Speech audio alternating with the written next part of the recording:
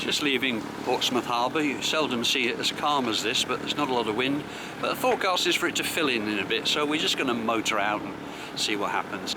Third week in October. We've had really nasty weather recently, and this is very pleasant. So Bill and I are just having a day out, just to prove we can still sail, really. Isn't that right?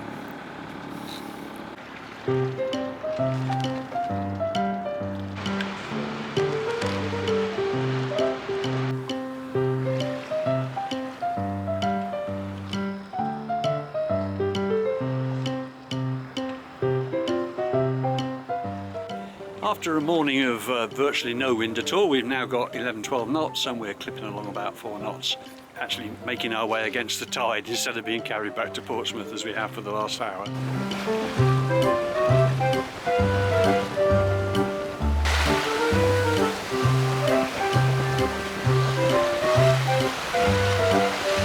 At last we got some wind, so we got 19 knots now. Mostly it's about 16 and 17, and we're doing 6.2, 6.3.